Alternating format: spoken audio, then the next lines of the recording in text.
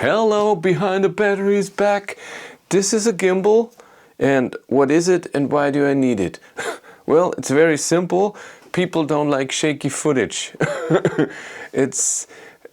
They just don't like it. And when you take a camera and just put a little tripod on it and film a car, so right now you're on a tripod, you're steady, nothing is moving, it's calm, nothing is shaky. But if I pick you up and move you around a bit, there can be a bit of shakiness. And I don't mean the movement. So if I'm very calm and I try not to move a bit, it looks okay. But if there's something going on, I'm walking or I don't know, then there's shakiness. And cameras have in-body stabilization, and some lenses have in-body stabilization. So this camera, the Sony ZV-E10, has a bit of stabilization on right now. Then there's active stabilization where it crops in a big time, which is annoying. And that's why I got the new camera as well. There's another point, not the main thing. But it's just too much, then it's okay. It's not good, it's okay. But for when you don't have space in the car while driving, it's okay. But if you want to do really smooth shots, if you want to show a car, or it has to be very smooth and should be film-like. Again, I say it hopefully at every video, I'm not a professional at all. I'm trying things out. I'm watching a lot of videos, trying to learn. And I don't make professional videos, but I try to improve all the time.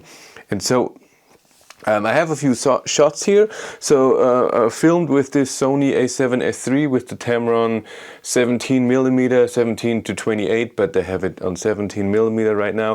Filming, so first you see me walking around with everything off, to just have the camera handheld with a tiny tripod and everything is off. Then next shot is with in-body stabilization on. It already looks a bit better, but it's not amazing. There are lenses, like I said, that have in-body stabilization as well. I don't have one because those are expensive.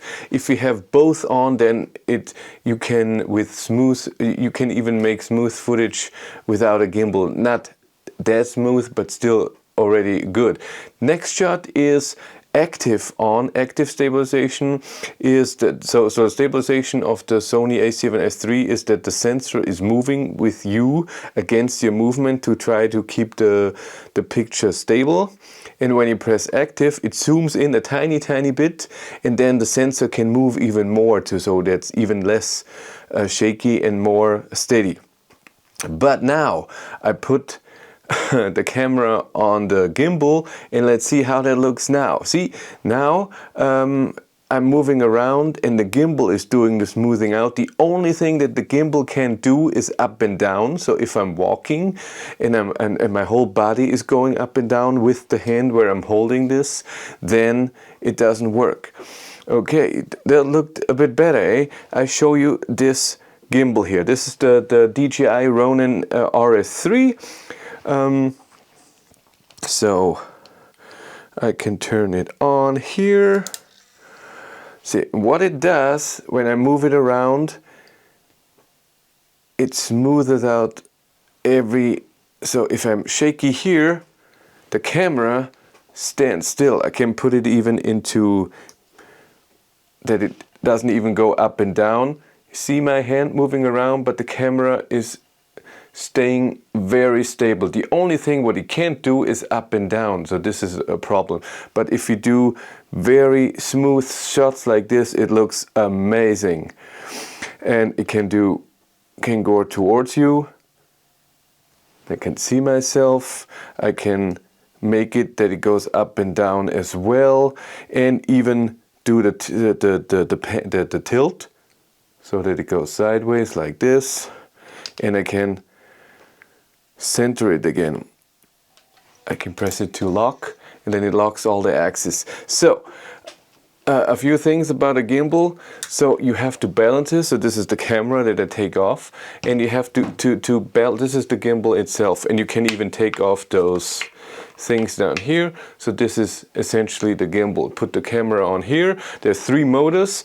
The one that turns around like this, one that goes like this, and one that goes forward and backwards. And those motors are stabilizing the camera, but when you put it on, you have to calibrate all of those 3 axes, that by itself the camera would stay just in the middle, and then the motors don't have to do that much to stabilize, and that it has enough power for that. I had a different gimbal before, Shiun, I don't know how you say that, the Crane M3. It was great for the camera that you're filming right now, but the Sony a7S3 is a bit too heavy. Balancing, it doesn't work that well. If a tight space and I want steady footage, I can still use it. That's why I'm keeping it. And I also have the DJI RS3. This is very similar size to this, but for the smaller camera. This camera again wouldn't fit on there, and so I'm selling it.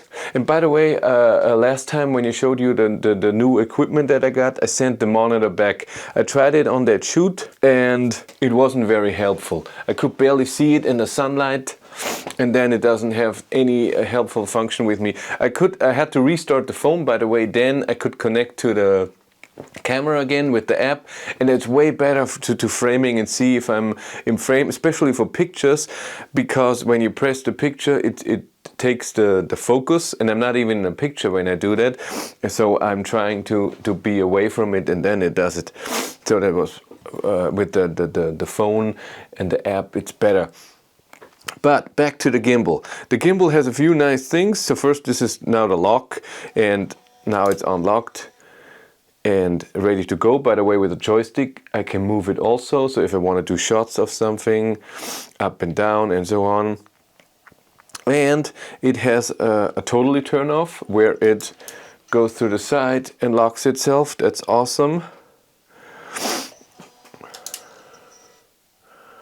It has also a time-lapse, a motion time-lapse thing, so I can program a motion time-lapse. That means that the camera is moving from one position to a different position, and it does this in a time frame of 20 minutes, and every second it takes a picture when it's moving.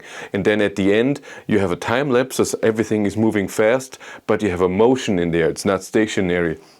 And that looks very nice. I tried this already yesterday. It works very well.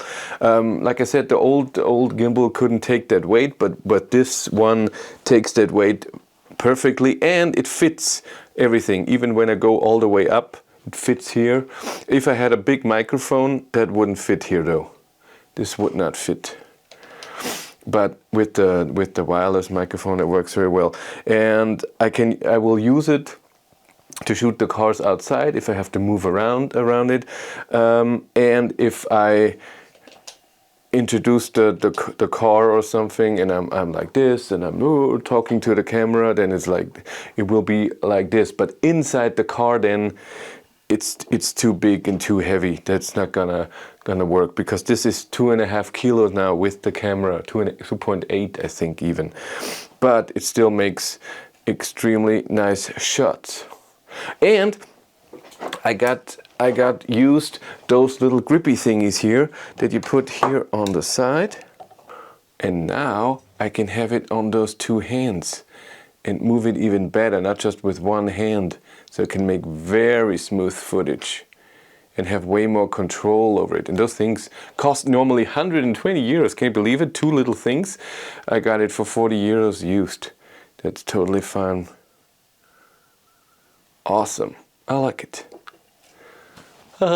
See you in the next one. Bye.